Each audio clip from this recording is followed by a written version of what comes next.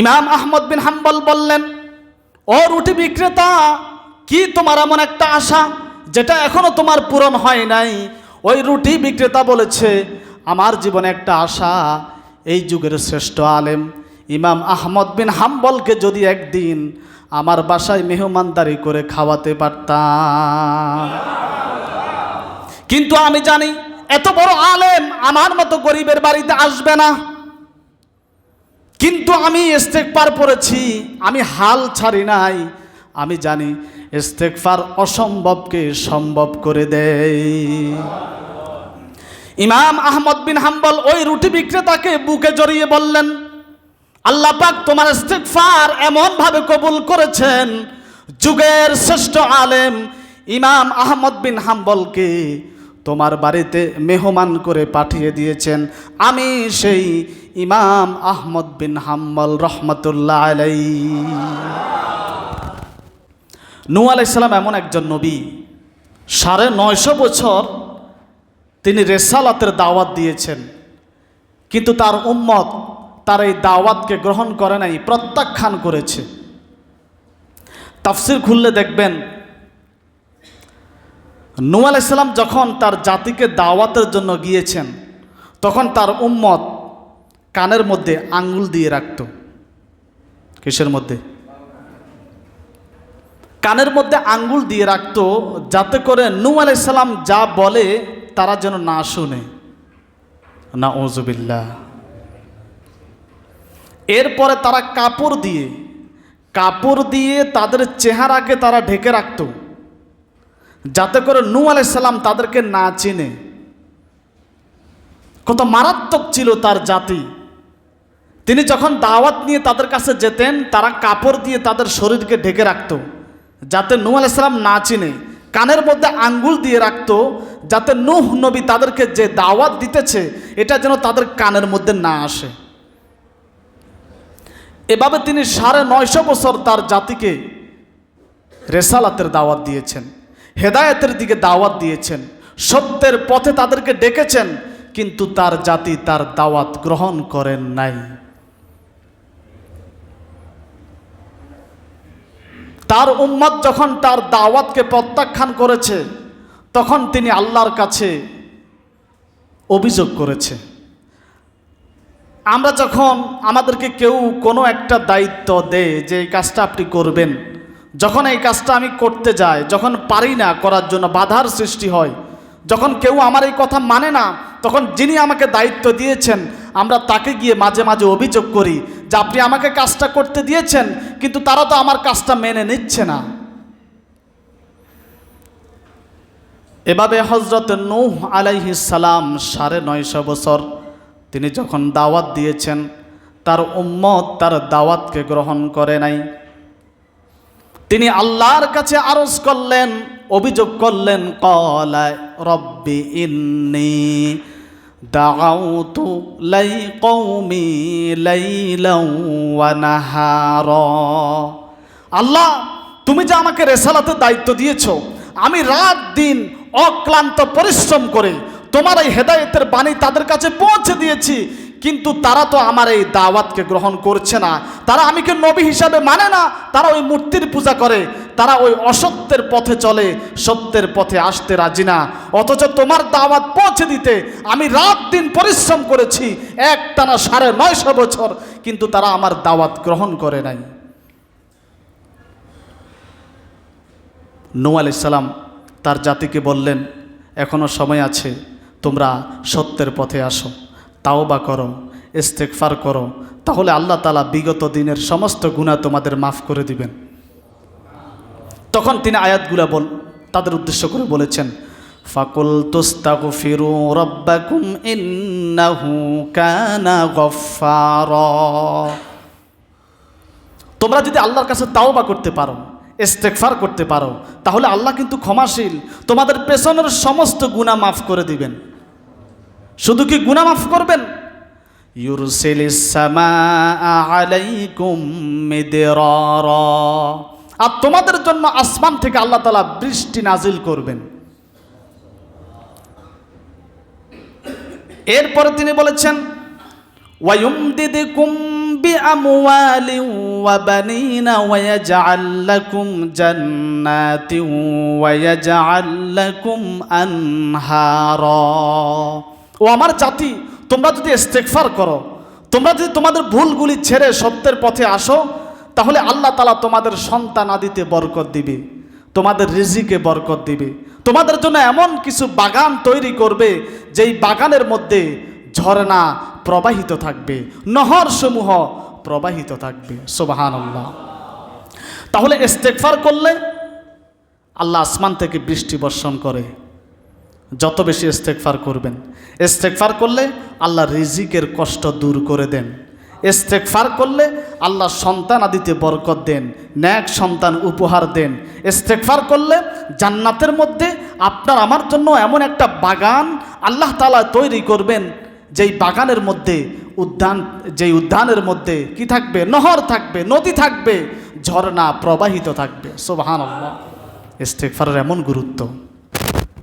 এই জন্য আমরা যারা মুসলমান, প্রত্যেকটা মুমিনের জীবনে ইস্তেগফার মুমিনের অপরিহার্য অবিচ্ছেদ্য আমল হওয়া উচিত। কারণ কি? এর কারণ হলো আমরা মানুষ হিসাবে কোনো না কোনো সংকটের মধ্যে সবসময় থাকি। কারো পরিবারের সংকট, কারো রিজিকের সংকট, কেউ বেকারত্বের সংকটে ভুগছে, আছে না নাই? আমাদের জীবনে সুখ দুঃখ, হাসি আনন্দ, সমস্যা সমাধান, এই সব কিছু মিলেই কিন্তু আমরা মানুষ, ঠিক কিনা?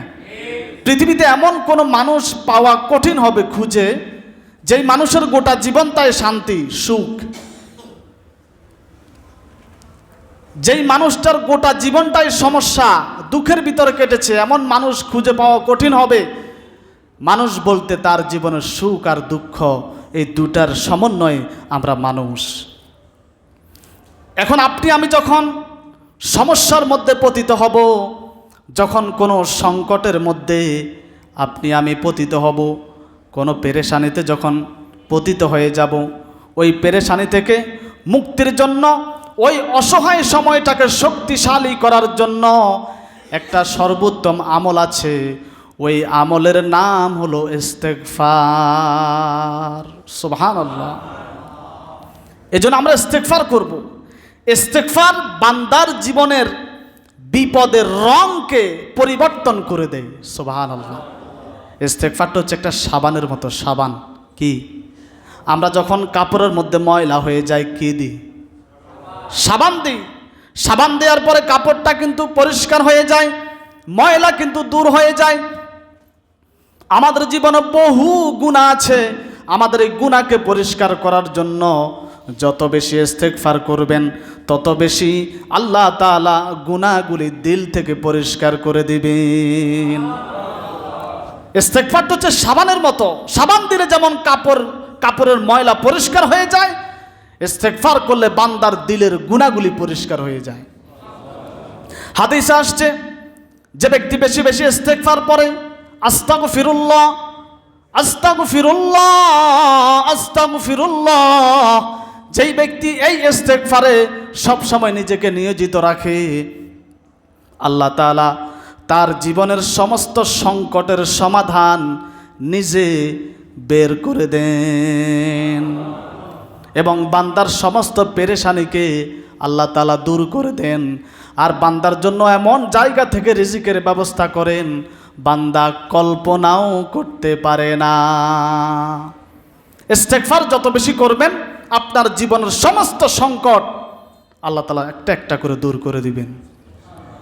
ইস্তেগফার যত বেশি করবেন, আপনার সমস্ত পেরেশানি চলে যাবে।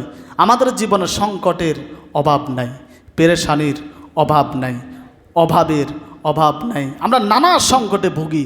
প্রত্যেকটা সংকট থেকে উত্তরণের জন্য সর্বোত্তম যে শক্তিশালী আমল, সেটা হচ্ছে ইস্তেগফার। এজন্য আমরা মুমিন হিসাবে ইস্তেগফারকে আমাদের প্রিয় আমল বানাবো। এটা আমাদের জীবনের সাথে আমরা জড়িয়ে নিব। এই আমলটা, ইস্তেগফার যেন আমাদের জীবন থেকে ছুটে না যায়। ইস্তেগফার হচ্ছে এই উম্মতের গুনাহ থেকে বাঁচার ঢাল।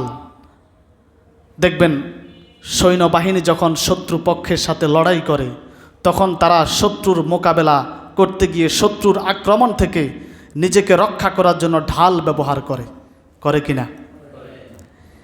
এই উম্মতের গুনাহ থেকে বাঁচার জন্য অন্যতম ঢাল হচ্ছে ইস্তেগফার। সুবহানাল্লাহ। যত বেশি ইস্তেগফার করবেন তত বেশি গুনাহ থেকে আপনি বাঁচতে পারবেন। এজন্য আমাদের জীবনে বেশি বেশি ইস্তেগফারের প্রয়োজন আছে। বেশি বেশি পড়বেন, যখনই সময় পাবেন তখনই পড়বেন আস্তাগফিরুল্লাহ, আল্লাহ আমি তোমার কাছে ক্ষমা চাই। কি চাই? ক্ষমা চাই। বেশি বেশি ইস্তেগফার করবেন। কোরআনে কারীম আল্লাহ তাআলা ইরশাদ করেছেন, ওয়ামা কানা আল্লাহু লিয়ুআযযিবাহুম ওয়া আনতা ফীহিম ওয়ামা কানা আল্লাহু মুআযযিবাহুম ওয়া হুম ইস্তাগফিরুন। আল্লাহ তাআলা কোরআনে বলেন, আল্লাহ এমন নন যে কেউ তার কাছে ইস্তেগফার করবে আর তিনি তাদেরকে আযাব দিবেন, কষ্টে রাখবেন। আল্লাহ এমন নন। তাহলে আমরা ইস্তেগফার করলে আমাদের সমস্ত সমস্যাকে সমাধান করে দিবেন কে? আমাদের সমস্ত সংকট দূর করে দিবে কে? আমাদের রিজিকের সমস্যা দূর করে দিবে কে? আমাদের পারিবারিক ঝগড়া, আমাদের অভাবগুলি দূর করে দিবে কে? এজন্য বেশি বেশি ইস্তেগফার করতে হবে। আমরা তো ইস্তেগফার করি না, ইস্তেগফার পড়ি না, ইস্তেগফার পড়ি না, তো খালি হাহাকার, টাকা নাই, পয়সা নাই, অভাব, ঝামেলা, চাকরি পাচ্ছি না, কত রকমের সমস্যা, কিন্তু ইস্তেগফার পড়ে না। এই সব সমস্যা থেকে সংকটের সমাধান হচ্ছে ইস্তেগফার। বেশি বেশি আমরা ইস্তেগফার পড়ব। এই আয়াতটি যখন নাজিল হয়, এই আয়াত সূরা আনফালের 33 নম্বর আয়াত নাজিলের মাধ্যমে আল্লাহ তাআলা আমাদেরকে দুটি নিরাপত্তা দিয়েছেন। কয়টি নিরাপত্তা? দুইটি নিরাপত্তা দিয়েছেন। একটা নিরাপত্তার নাম হচ্ছে নবী, আরেকটা নিরাপত্তার নাম হচ্ছে ইস্তেগফার। নবী দুনিয়াতে নাই, কিন্তু ইস্তেগফার দুনিয়াতে আছে। তাফসিরের মধ্যে এসেছে, এই আয়াতটা যখন নাজিল হয়, নবীজি যখন দুনিয়াতে জীবিত ছিলেন, নবীর বরকতে আল্লাহ তাআলা এই উম্মতকে নিরাপত্তা দিয়েছেন। কিন্তু এখন তো নবী দুনিয়াতে নাই, এখন যে এই উম্মতকে নিরাপত্তা দেয়া হচ্ছে সেটা হচ্ছে ইস্তেগফারের কারণে। সুবহানাল্লাহ। আমাদেরকে আল্লাহ যে এখন নিরাপত্তা দিচ্ছেন, কিসের কারণে? ইস্তেগফারের কারণে। কিছু বান্দা সবসময় ইস্তেগফার চালু রেখেছে, আমলের মধ্যেতে এই ইস্তেগফারকে চালু রেখেছে। এখন আমরা যারা আছি, আমরাও ইস্তেগফার করব বেশি বেশি।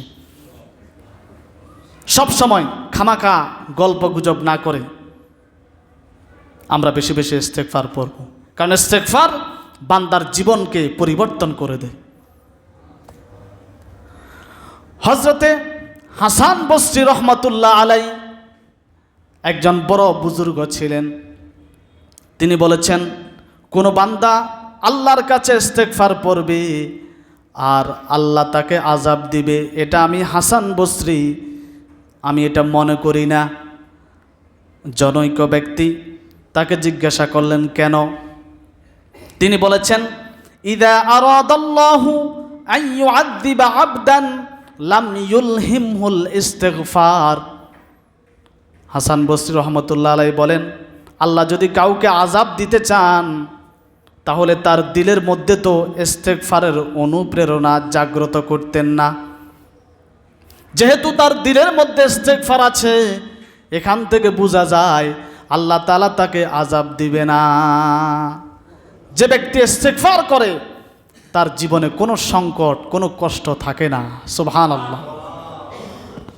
এজন্য আমরা আমাদের জীবনের সর্বক্ষেত্রে আমরা ইস্তেগফারকে আমাদের প্রিয় আমল বানাবো, কারণ ইস্তেগফার অসম্ভবকে সম্ভব করে দেয়। সুবহানাল্লাহ।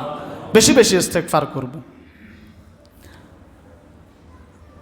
আল্লাহর বুজুর্গ বান্দাগণ যারা আল্লাহর প্রিয় বান্দা ছিলেন, তারা সবসময় ইস্তেগফার পড়তেন, আর ইস্তেগফারের মাধ্যমে তাদের জীবনে বহু পরিবর্তন এসেছে। ইস্তেগফারের বহু প্রভাব, ইস্তেগফারের বহু উপকার তারা দুনিয়াতে জীবিত থাকতে লাভ করেছেন। যেমন একটা ঘটনা, হযরতে হাসান বসরি রহমতুল্লাহ আলাই তিনি একদিন বসে আছেন, একজন লোক তার কাছে আসছে, এসে বলল, মোহতারাম, আমি তো জীবনে অনেক গুনাহ করেছি, এখন আমি কি করব? তিনি বলেছেন, তুমি বেশি বেশি আস্তাগফিরুল্লাহ পড়ো। এর কিছুক্ষণ পরে আরেকজন লোক এসেছে, এসে বলেছে, মোহতারাম, আমার বেকারত্ব দূর হচ্ছে না, যেই কামাই রুজি রোজগার করি সংসারটা ঠিক মতো চলে না, এখন আমি কি করব? তিনি বলেছেন, তুমি বেশি বেশি আস্তাগফিরুল্লাহ পড়ো। এর কিছুক্ষণ পরে আরেকজন লোক এসেছে, এসে বলল, মোহতারাম, আমি বিয়ে করেছি, অনেক দিন হয়েছে, কিন্তু আমার সন্তানাদি কিছুই হচ্ছে না, এখন আমি কি করব? তিনি বলেছেন, তুমি বেশি বেশি আস্তাগফিরুল্লাহ পড়ো। এর কিছুক্ষণ পরে আরেকজন লোক এসেছে, এসে বলল, মোহতারাম, আমাদের এলাকাতে আজকে অনেক দিন যাবৎ বৃষ্টি নাই, বৃষ্টি না হওয়ার কারণে জমিনগুলি শুকিয়ে গেছে, মানুষ কষ্ট পাচ্ছে, গাছপালাগুলি শুকিয়ে যাচ্ছে, এখন আমি কি করব? তিনি বলেছেন, তুমি বেশি বেশি আস্তাগফিরুল্লাহ পড়ো। সুবহানাল্লাহ বলবেন না? হাসান বসরি রহমতুল্লাহ আলাইহির পাশে আরেকজন লোক বসা, তিনি পুরা ঘটনা লক্ষ্য করেছেন। সবাই যখন চলে গেলেন, জনৈক লোক হাসান বসরি রহমতুল্লাহ আলাইকে প্রশ্ন করলেন, এতগুলো মানুষ এতটা সমস্যা নিয়ে এসেছে, আপনি সবাইকে একটা উত্তর দিয়েছেন, যেই সমস্যা নিয়ে এসেছেন আপনি তাকে বলেছেন, তুমি বেশি বেশি আস্তাগফিরুল্লাহ পড়ো। তাহলে কি প্রমাণ করে মানুষের সমস্ত সমস্যার সমাধান আস্তাগফিরুল্লাহর মধ্যে? হাসান বসরি রহমতুল্লাহ আলাইহি বললেন, আরে এটা তো আমার কথা না, আল্লাহ কোরআনে নিজেই বলেছেন, আল্লাহ কোরআনে নিজেই বলেছেন, ফাকুলতু আস্তাগফিরু রাব্বাকুম ইন্নাহু কানা গফফারা ইউরসিলিস সামাআ আলাইকুম মিদরারা ওয়া ইউমদিদকুম বিআমওয়ালিন ওয়া বানিনা ওয়া ইয়াজআল লাকুম জান্নাতিন ওয়া ইয়াজআল লাকুম আনহারা। এটা তো আমার কথা নয়, আল্লাহ কোরআনে নিজেই বলেছেন, যে ব্যক্তি ইস্তেগফার করে আল্লাহ আসমান থেকে বৃষ্টি নাজিল করে। সুবহানাল্লাহ। তাহলে মাঝে মধ্যে দেখবেন বৃষ্টি হয় না, বৃষ্টি বন্ধ হয়ে যায়, আমরা অনেক কষ্ট পাই, তাহলে আমরা কোন আমলটা করব? বেশি বেশি আস্তাগফিরুল্লাহ পড়ব, আস্তাগফিরুল্লাহ পড়ব। কারণ ইস্তেগফার পড়লে আসমান থেকে বৃষ্টি নাজিল করবেন কে? আল্লাহ। এরপর আমাদের অনেকের বিয়ে শাদী হয়েছে, সন্তান আদি নাই, আছে না? অনেক দিন হয়ে গেছে বিয়ে শাদী করেছে, একটা সন্তানও হচ্ছে না। হাসান বসরি রহমতুল্লাহ আলাইহি বললেন, তুমি বেশি বেশি আস্তাগফিরুল্লাহ পড়ো। আল্লাহ কোরআনে বলেছেন, যারা ইস্তেগফার পড়ে আল্লাহ তাদের সন্তান আদিতে বরকত দিবেন। সুবহানাল্লাহ। যারা ইস্তেগফার করে আল্লাহ তাদের বেকারত্ব দূর করে দিবেন, অভাবকে দূর করে দিবেন। যারা ইস্তেগফার করে তাদের সংসারের, তাদের জীবনের, মানুষের জীবনের সমস্ত সংকটকে আল্লাহ দূর করে দিবেন। সুবহানাল্লাহ। তাহলে আমাদের জীবনে যত সংকট আছে, যত বিপদ আছে, যত প্রয়োজন আছে, যত আশা আছে, সব কিছু আমরা ইস্তেগফারের মাধ্যমে পূরণ করব ইনশাআল্লাহ। তাহলে ইস্তেগফার, আজ থেকে আমরা একটা আমল এখান থেকে নিয়ে যাব, যে বেশি বেশি ইস্তেগফার পড়ব। আমরা অযথা কথাবার্তা না বলে যখনই সময় পাবো তখনই বেশি বেশি আস্তাগফিরুল্লাহ, আস্তাগফিরুল্লাহ, আস্তাগফিরুল্লাহ। কষ্ট আছে? এরপরে দেখেন ইস্তেগফার যে কি কঠিন একটা আমল, কি অসাধারণ ইস্তেগফারের যে উপকার, আপনি চিন্তা করতে পারবেন না। হযরতে ইমাম আহমদ বিন হাম্বল রহমতুল্লাহ আলাইহি, তার নাম শুনছেন না? তিনি বৃদ্ধ বয়সে হাদিস সংগ্রহ করার জন্য বের হলেন। যেতে যেতে একটা অচিন এলাকায় গিয়ে রাত হয়ে গেল। এখন তিনি কোথায় থাকবেন? সেখানে তো পরিচিত কেউ নাই। আবার তিনি তার পরিচয়কে গোপন রেখেছেন, কারণ কেউ যদি শুনতে পায় যে ইনি হচ্ছে ইমাম আহমদ বিন হাম্বল, তাহলে তো সেবা করার মতো লোকের অভাব হবে না। যুগের একজন বড় আলেম ইমাম আহমদ বিন হাম্বল, সেই যুগে বড় একজন আলেম ছিল, এই উম্মতের একটা নক্ষত্র ছিল, একটা তারকা ছিল। তিনি এখন কোথায় থাকবেন? পরিচয়টা কিন্তু দেন নাই। আমাদের দেশে একজন বক্তা আছে বর্তমানে, ডক্টর মিজানুর রহমান আজহারি, দেখবেন তিনি কিন্তু সচরাচর কোথাও গেলে কাউকে জানায়া যান না, গোপনে যান। কারণ তিনি জানেন যেখানে যাবে ওখানে লোকের অভাব হবে না, একটা গ্যাদারিং সৃষ্টি হবে, ঠিক কি না? কিছুদিন আগে আমাদের দারুন নাজাত মাদ্রাসায় এসেছে, কাউকে জানান নাই, শুধু প্রিন্সিপাল সাহেবের সাথে দেখা করার জন্য এসেছেন। কারণ তিনি জানেন যদি জানায় আসেন তো এখানে জায়গা হবে না, একটা যানজট সৃষ্টি হবে রাস্তাঘাটে। তিনি যেখানে যান লক্ষ লক্ষ লোক সমাগম হন, ঠিক কিনা? তো ইমাম আহমদ বিন হাম্বল তিনি হাদিস সংগ্রহ করার জন্য বের হয়েছেন। আর তখনকার কোনো ভাইরাল ছিল না, ফেসবুক ছিল না। এখন তো যে কোনো বক্তাকে আমরা চিনি, যে কোনো ভাইরাল মানুষকে আমরা চিনি। তখন ইমাম আহমদ বিন হাম্বলের নাম শুনেছে মানুষ, কিন্তু তাকে কোনোদিন দেখে নাই, অনেকেই দেখে নাই, এই জন্য চেহারা চিনে না, কিন্তু নাম শুনেছে। তিনি একটা অপরিচিত এলাকায় যাওয়ার পরে রাত হয়ে গেল, এখন কোথায় থাকবেন? আবার এদিকে পরিচয়ও দেয়া যাবে না। তিনি তখন একটা মসজিদে উঠেছেন, একটা মসজিদে গিয়ে এশার নামাজ পড়েছেন। এশার নামাজের পরে স্বাভাবিক মসজিদের খাদেম মসজিদ তালা মেরে দেয়, ঠিক কিনা? শেষ, নামাজ শেষ। এখন ওই মসজিদের খাদেমও তাকে চিনে নাই। তখন ওই মসজিদের খাদেম এক পর্যায়ে ইমাম আহমদ বিন হাম্বলকে টেনে হিচড়ে মসজিদ থেকে বের করে দিছে, যে আপনি বেরিয়ে যান, আমি মসজিদ বন্ধ করব। তখন এই দৃশ্যটা একজন রুটি বিক্রেতা দূর থেকে দেখেছে, যে একজন মুরব্বী মানুষকে মসজিদের খাদেম এভাবে অপমান করে বের করে দিয়েছে টেনে হিচড়ে। তিনি তখন সিদ্ধান্ত নিয়েছে এই লোকটাকে আমি মেহমানদারি করাবো। সুবহানাল্লাহ। তখন ওই রুটি বিক্রেতা ইমাম আহমদ বিন হাম্বলকে তার বাসায় নিয়ে গেছে। তিনি তার সাথে বাসায় চলে গেলেন।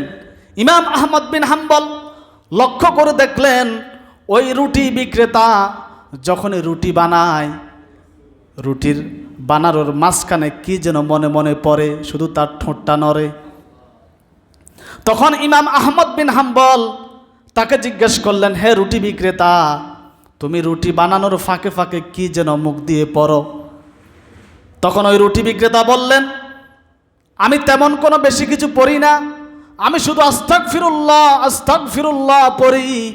ইমাম আহমদ বিন হাম্বল প্রশ্ন করলেন, হে রুটি বিক্রেতা, এতে তোমার কি লাভ হয়, কি উপকার হয়?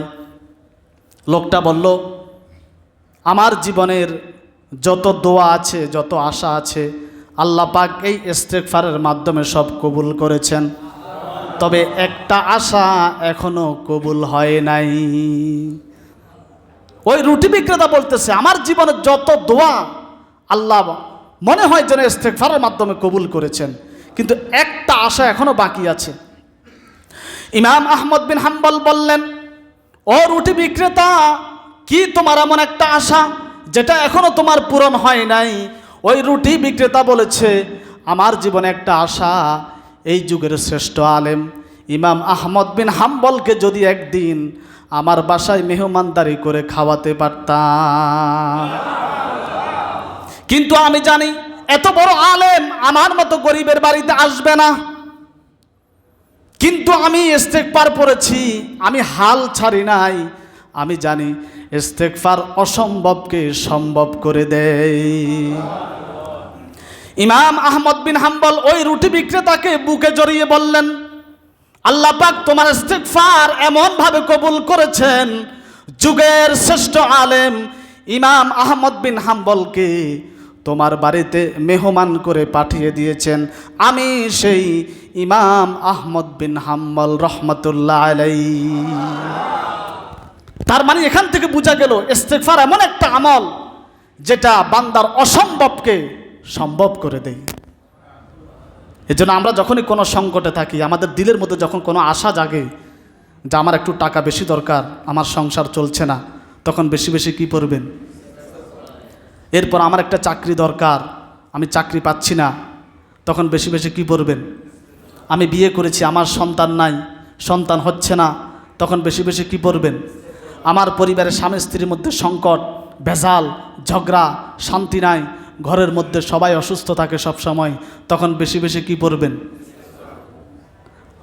এক কথায় বান্দার জীবনে যত প্রয়োজন আছে, প্রত্যেকটা প্রয়োজন পুরা করার জন্য, প্রত্যেকটা প্রয়োজনের সমাধান হলো ইস্তেগফার। সুবহানাল্লাহ। এজন্য আমরা আমাদের জীবনে বেশি বেশি ইস্তেগফার করব। এখন আসেন, সময় শেষ, ইস্তেগফারের কয়েকটা বাক্য আমি আপনাদেরকে বলে দিচ্ছি, ইস্তেগফারের কয়েকটা শব্দ বলে দিচ্ছি যে কোন কোন ইস্তেগফারগুলি বেশি বেশি করবেন।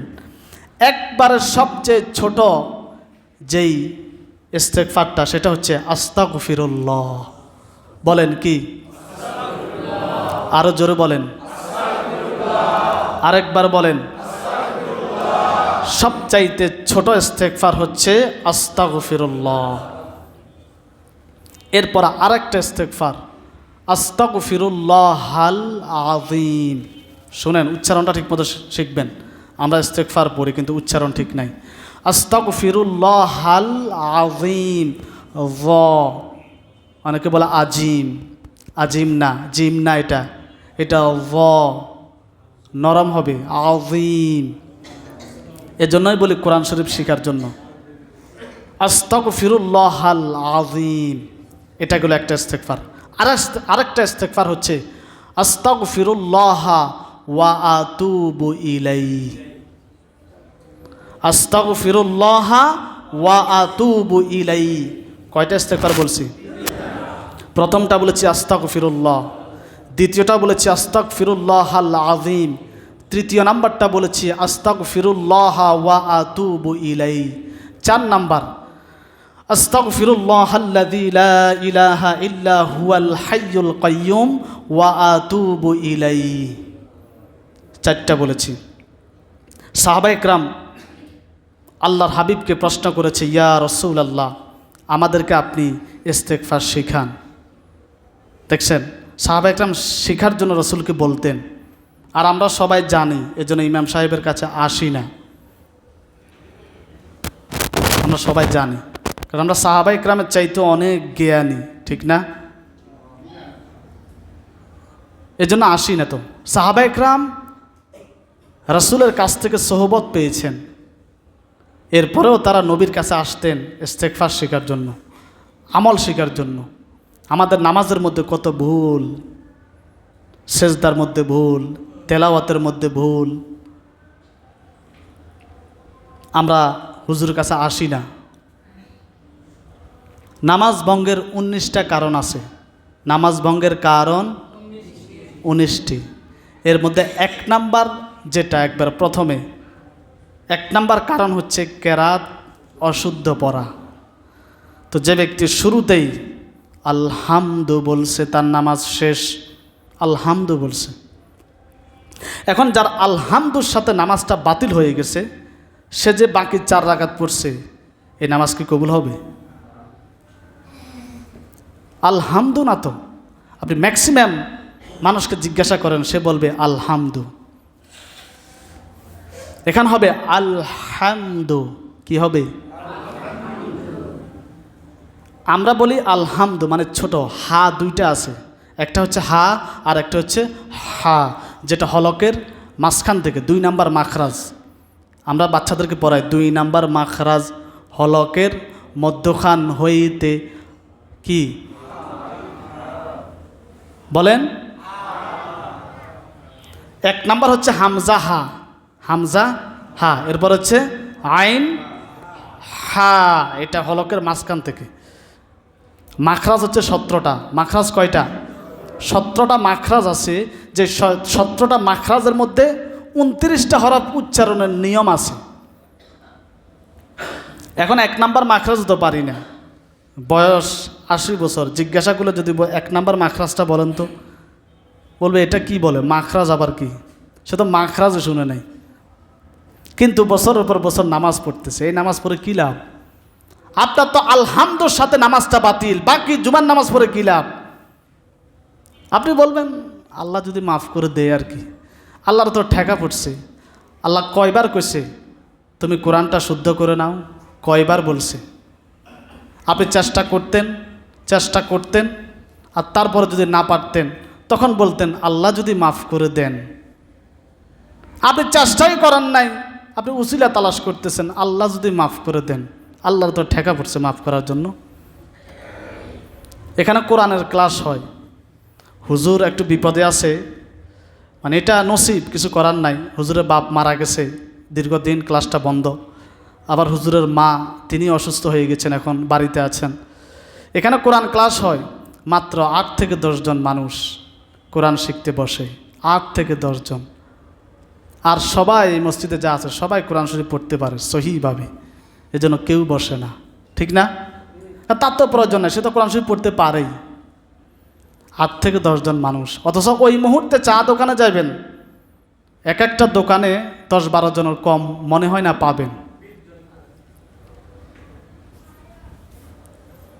চা দোকানে 1 ঘন্টা 1.5 ঘন্টা বসার সময় পায়, এখানে বসতে বললে ওনাদের গায়ে জ্বর চলে আসে। না সময় নাই, সময় নাই। কিন্তু চা দোকানে বসে, টিভির দোকানে ওই যে খেলা দেখে, আবার খেলা চলে না এখন, এই খেলা চলে, বুড়া বুড়া মানুষ এরা বসে বসে খেলা দেখে। অথচ কোরআন শরীফ শিখতে বললে ওনাদের শরীরে, ওনাদের চোখে দেখে না। আবার কি বলো, আমরা চোখে দেখি না, ওখানে আলিফটা চোখে দেখে না, কিন্তু ওখানে যে ওই যে কি বলে খেলোয়াড়ের নাম মাশরাফি না কি বলে, এরা যে ছক্কা মারে এটা কিন্তু চোখে দেখে। আপনি দেখবেন আমি চোখে দেখি না, এর জন্য বসতে পারি না। কিন্তু চা দোকানে যায় ঠিকই ঘন্টার পর ঘন্টা খেলা দেখে, ওইখানে চোখে কিন্তু দেখে। এত দূর থেকে একটা টিভির স্ক্রিনে একটা খেলোয়াড়কে ছোট্ট দেখা যায়, ওখানে দেখে। আর এখানে 3 হাত দূরে আলিফটা চোখে দেখে না, ওর চোখের উপরে লানত পড়ছে আল্লাহর, এই জন্য সে আলিফ চোখে দেখে না। নামাজ পড়লে হবে না, নামাজের কেরাতগুলো শুদ্ধ করেন, সেজদাটা ঠিক করেন, রুকুটা ঠিক করেন, তাসবিহগুলো ঠিক করেন। এত বলার পরেও 8 জন 10 জন ছাত্র আর কেউ বসে না। এখনো ভর্তি হওয়ার সুযোগ আছে। আপনারা যারা চান, এখানে বাদেশা 45 মিনিট, 1 ঘন্টাও না, 45 মিনিট ক্লাস করায়। আল্লাহর হস্তে এখনো সময় আছে, নামটা দিয়ে দেন। অন্যথায় আল্লাহ যদি মাফ করে দেন, এই সমস্ত কথার কোনো দাম থাকবে না।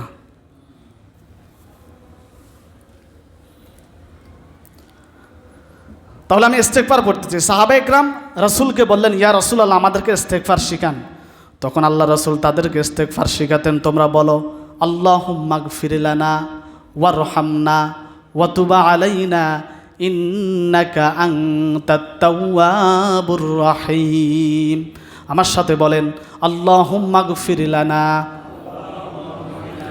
সবাই বলেন আল্লাহুম্মা গফির লানা ওয়ারহামনা ওয়ারহামনা ওয়া তুব আলাইনা ইন্নাকা আনতাত তাওয়াবুর রহিম।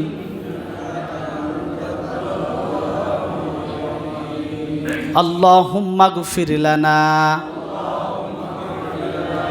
ওয়ারহামনা ওয়া তুব আলাইনা ইন্নাকা আনতাত তাওয়াবুর রহিম। 5টা ইস্তেগফার বলেছি। আরেকটা ইস্তেগফার হচ্ছে, আল্লাহ রাসূল যখন কোনো জায়গায় বসে কথা বলতেন, কোনো মজলিসে, ওই মজলিস থেকে উঠার সময় একটা ইস্তেগফার পড়তেন। কোনো বয়ান শেষ হয়ে গেলে, কোনো ক্লাস শেষ হয়ে গেলে, কোনো জলসা, কোনো বৈঠক শেষ হয়ে গেলে উঠার সময় রাসূল একটা ইস্তেগফার পড়তেন। ওই ইস্তেগফারটা আমার সাথে পড়েন, সুবহানাকাল্লাহুম্মা ওয়া বিহামদিকা আশহাদু আল্লা ইলাহা ইল্লা আনতা আস্তাগফিরুকা ওয়া আতুবু ইলাইক। সুবহানাকাল্লাহুম্মা ওয়া বিহামদিকা আশহাদু আল্লা ইলাহা ইল্লা আনতা আস্তাগফিরুকা ওয়া আতুবু ইলাইক। হাদিসে আসছে, যে ব্যক্তি কোনো মজলিস, কোনো বৈঠক থেকে উঠে যাওয়ার সময় এই ইস্তেগফারটা পড়ে, তাহলে ওই মজলিসে সে কথা বলতে গিয়ে যতগুলো ভুল হয়েছে, ওই ভুলগুলো এই দোয়ার কারণে কাফফারা হয়ে যায়। কাফফারা মানে কি? মানে ওই বৈঠকে কথা বলতে গিয়ে যত মিথ্যা কথা, যত ফাহেসা কথা বলছে, এই ইস্তেগফার করার কারণে প্রত্যেকটা কথার কারণে যত গুনাহ হয়েছে সমস্ত গুনাহগুলি মাফ হয়ে যায়। আর যতটা ভালো কথা বলেছে প্রত্যেকটা ভালো কথা তার জন্য কবুল হয়ে যায়। এরপরে ইস্তেগফারের জগতে সবচাইতে একটা দামি, সবচাইতে একটা শক্তিশালী ইস্তেগফার হচ্ছে সাইয়্যিদুল ইস্তেগফার। নাম শুনছেন না? সাইয়্যিদুল ইস্তেগফার। আল্লাহুম্মা আনতা রাব্বি লা ইলাহা ইল্লা আনতা খলাকতানি ওয়া আনা আবদুক ওয়া আনা আলা আহদিকা ওয়া ওয়া'দিকা মাস্তাতা'তু আউযু বিকা মিন শাররি মা সানা'তু আবুউ লাকা বিনি'মাতিকা আলাইয়া ওয়া আবুউ লাকা বিযামবি ফাগফিরলি ফাইন্নাহু লা ইয়াগফিরুয যুনুবা ইল্লা আনতা। পারেন? কয়জন পারেন? দেই হাত দেই। মাশাআল্লাহ, 2 জন, 3 জন, 4 জন। ইস্তেগফারটা অনেক দামি। এখন যে লম্বা ইস্তেগফার, অনেকে বলে হুজুর আপনার দোয়া আপনি করেন, আমাদের শেখার দরকার না। যে লম্বা দোয়া, আল্লাহুম্মা আনতা রাব্বি লা ইলাহা ইল্লা আনতা খলাকতানি ওয়া আনা আবদুক ওয়া আনা আলা আহদিকা ওয়া ওয়া'দিকা মাস্তাতা'তু আউযু বিকা মিন শাররি মা সানা'তু আবুউ লাকা বিনি'মাতিকা আলাইয়া ওয়া আবুউ লাকা বিযামবি ফাগফিরলি ফাইন্নাহু লা ইয়াগফিরুয যুনুবা ইল্লা আনতা। এটার নাম হচ্ছে সাইয়্যিদুল ইস্তেগফার। হাদিসে আসছে, যেই ব্যক্তি এই সাইয়্যিদুল ইস্তেগফার ফজরের পরে পড়বে, ফজরের পরে সকালবেলায়, ওই দিনের মধ্যে যদি সে মারা যায় তাহলে আল্লাহ তাআলা তাকে বেহেশত নসিব করবেন। আবার যদি কোনো বান্দা সন্ধ্যার পরে, মাগরিবের পরে সাইয়্যিদুল ইস্তেগফার তেলাওয়াত করে, পাঠ করে, ওই রাতের মধ্যে যদি সে মারা যায় আল্লাহ পাক তাকে বেহেশত নসিব করবেন। সুবহানাল্লাহ। তাহলে সাইয়্যিদুল ইস্তেগফারের কত ফজিলত! এটা সকালে একবার পড়বেন, আবার মাগরিবের পরে পড়বেন। তাহলে গোটা দিনের মধ্যে যদি আপনি কখনো মারা যান আল্লাহ আপনাকে বেহেশত নসিব করবে। তাহলে আমি কয়েকটা ইস্তেগফার বলেছি। 1 নম্বরে বলেছি আস্তাগফিরুল্লাহ, 2 নম্বরে বলেছি আস্তাগফিরুল্লাহাল আযীম, 3 নম্বরে বলেছি আস্তাগফিরুল্লাহ ওয়া আতুবু ইলাইক, 4 নম্বরে বলেছি আস্তাগফিরুল্লাহাল্লাযী লা ইলাহা ইল্লা আনতা আস্তাগফিরুল্লাহাল্লাযী লা ইলাহা ইল্লা হুয়াল হাইয়ুল কাইয়্যুম ওয়া আতুবু ইলাইক। আরেকটা ইস্তেগফার বলেছি আল্লাহুম্মা গফির লানা ওয়ারহামনা ওয়া তুব আলাইনা ইন্নাকা আনতাত তাওয়াবুর রহিম। আরেকটা ইস্তেগফার পড়েছি সাইয়্যিদুল ইস্তেগফার। তাহলে এই একাধিক ইস্তেগফারের মধ্যে যাদের কাছে সব কঠিন, সবগুলো সম্ভব না অনেকের জন্য, অন্তত সবচেয়ে ছোট্ট যে ইস্তেগফারটা আস্তাগফিরুল্লাহ, এটা তো সবাই পারে। অন্তত এই ইস্তেগফারটা যখনই কোনো সংকট দেখা দিবে, অভাব দেখা দিবে, যখনই কোনো প্রয়োজন দেখা দিবে, যখনই কোনো আশা দিলের মধ্যে দেখা দিবে, বেশি বেশি ইস্তেগফার পড়বেন, আস্তাগফিরুল্লাহ আস্তাগফিরুল্লাহ। আল্লাহ পাক আপনার দিলের তামান্নাকে কবুল করে নেবে, আপনার সমস্ত আশাকে পুরা করে দিবেন। এই জন্য ইস্তেগফার আমাদের জীবন থেকে আমরা ছাড়বো না, এটাকে আমাদের অত্যন্ত প্রিয় একটি আমল বানাবো। আল্লাহ তাআলা তাহলে আমাদের সমস্ত অভাবকে, সমস্ত সংকটকে, সমস্ত পেরেশানিকে আল্লাহ তাআলা এই ইস্তেগফারের মাধ্যমে সমাধান করে দিবেন।